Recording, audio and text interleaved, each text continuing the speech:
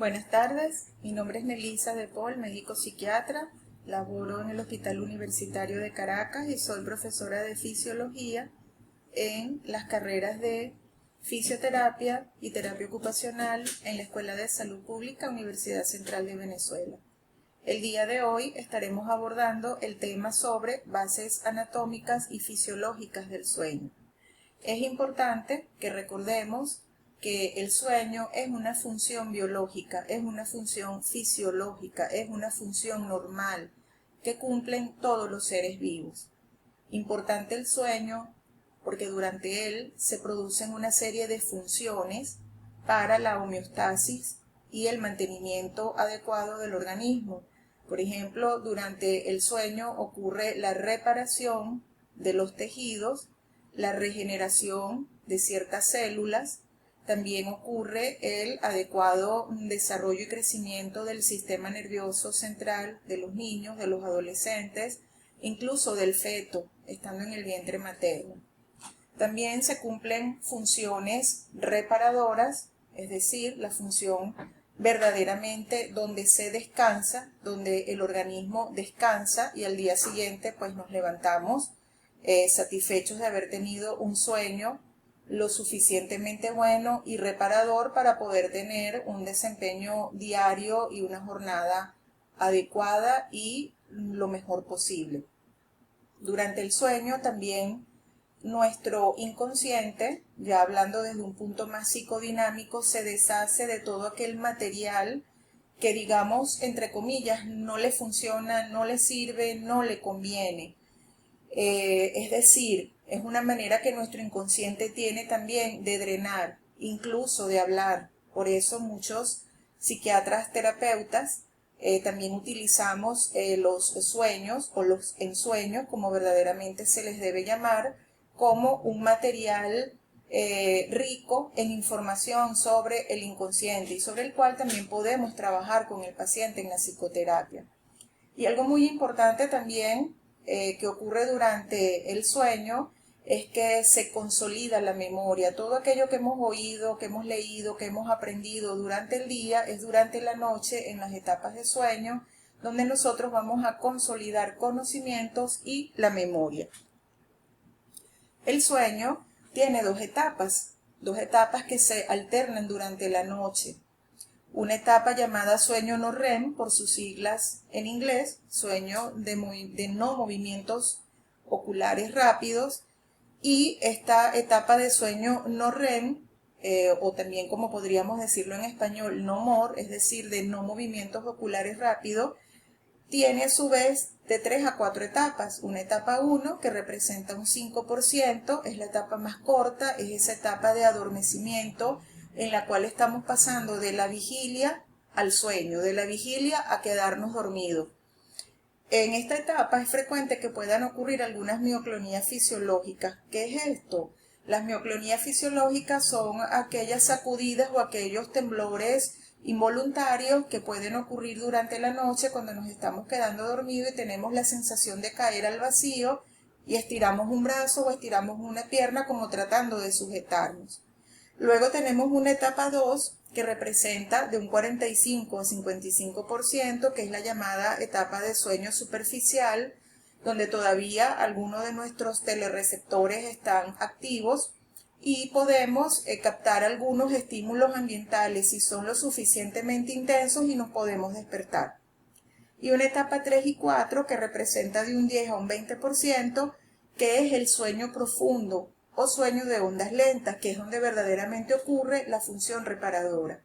Aquellas personas que se levantan en la mañana y a pesar de haber dormido en un ambiente adecuado, un ambiente que invita a dormir de manera adecuada y haber dormido adecuadamente 6, 7, 8 horas, y se levanta cansado, fatigado y dice no dormí bien, es porque no alcanzó etapas profundas del sueño, es decir, no alcanzó esa etapa donde ocurren las ondas de sueño lento o donde ocurren estas etapas de ondas deltas que más adelante en un registro electroencefalográfico las vamos a observar.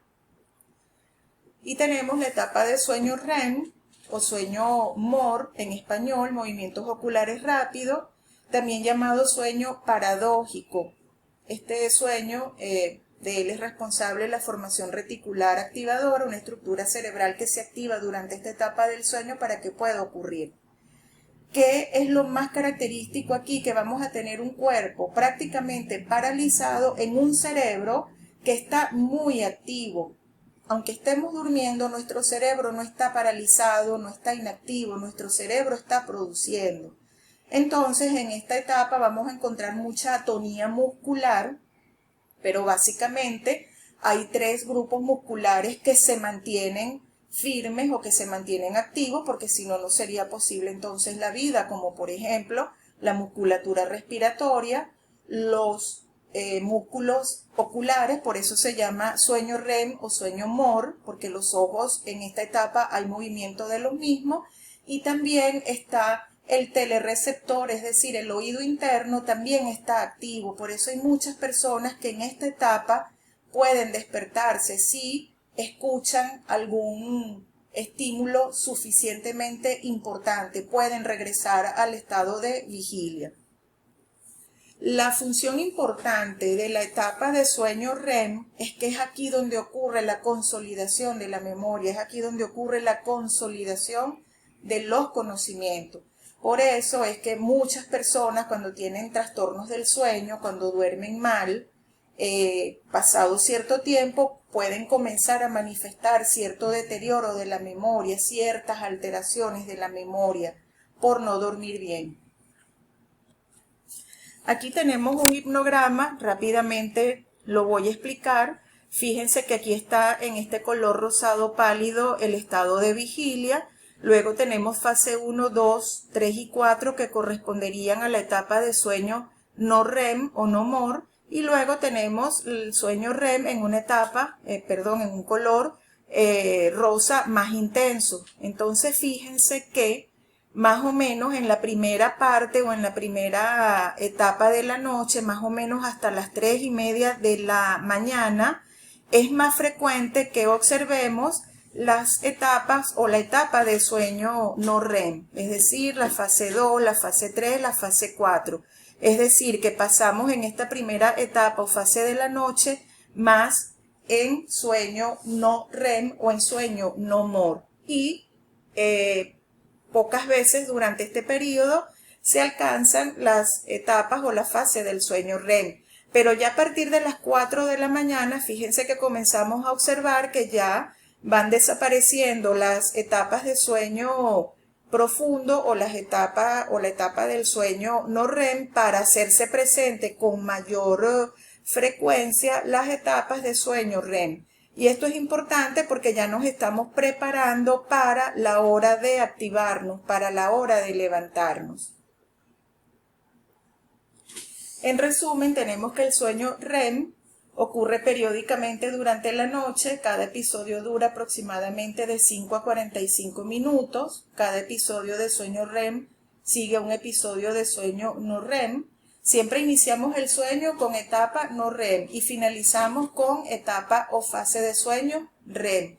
Estas etapas se están alternando aproximadamente de 5 a 6 veces durante la noche y en promedio se dice que cada una puede durar hasta 90 o 100 minutos.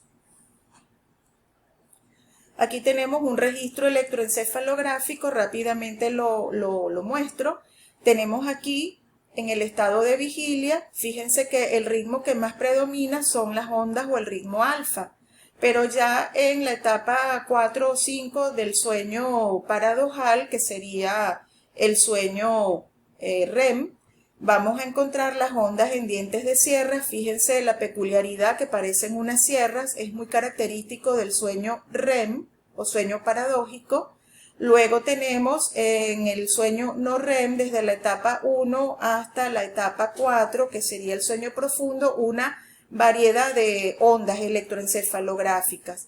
En la etapa de adormecimiento, cuando nos estamos quedando dormidos, fíjense que las ondas son de menor amplitud, mantienen más o menos un ritmo constante, sería el ritmo teta.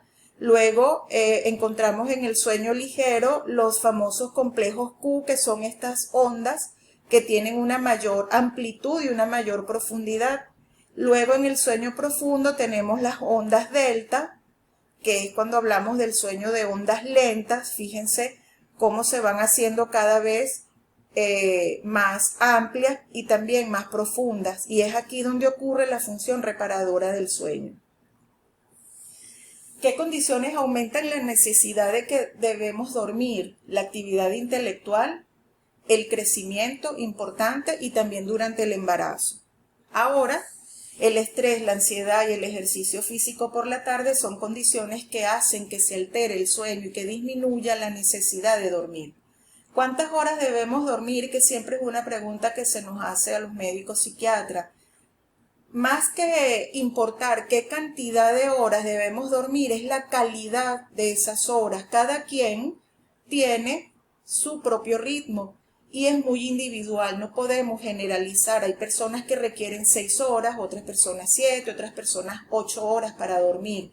Lo importante es que sea un sueño reparador, que al levantarse la persona sienta que descansó y sienta que durmió y que tenga un buen desempeño diurno. Tenemos unos relojes biológicos que por supuesto son los que determinan o marcan lo que es el ritmo vigilia-sueño o el ritmo circadiano.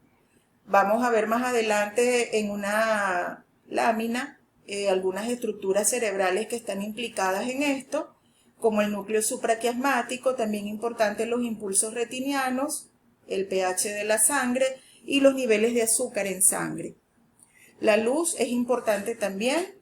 La hormona del crecimiento que se segrega durante la noche, su estímulo es la oscuridad de la noche para que se pueda segregar esta hormona importante porque es una hormona anabólica, el cortisol que es una hormona del estrés y la melatonina que es una hormona que producimos y que ella se encarga de regular el ciclo vigilia-sueño. Ella participa mucho en lo que es el ajuste de los horarios. Fíjense, les mencionaba anteriormente, estos son núcleos del hipotálamo. El hipotálamo tiene muchos núcleos que regulan el apetito, la agresividad, la saciedad, el sueño, la temperatura, pero aquí encontramos esta pequeña figura en color amarillo que es el núcleo supraquiasmático o el núcleo supraóptico responsable de regular lo que es la función del sueño. Los ensueños, pasando a este otro punto rápidamente, normalmente los conocemos o los llamamos como sueños, pueden ocurrir tanto en la fase REM como en la fase no REM. Los sueños que ocurren en la fase REM son los sueños que normalmente recordamos, mientras que los sueños que ocurren en la fase no REM suelen ser sueños confusos, abstractos, que no recordamos mucho o prácticamente nada. En cambio, en la fase REM estos sueños se dan de tipo cinematográfico, a color. Pueden ocurrir movimientos ficticios porque se activan algunas estructuras que ya veremos más adelante en la siguiente lámina. Acá, por ejemplo, tenemos que para la formación de las imágenes que se dan durante las ensoñaciones, el lóbulo occipital y el lóbulo temporal son los responsables de estas imágenes, de que ocurran movimientos ficticios, el cerebelo y los ganglios basales, que no los podemos observar acá.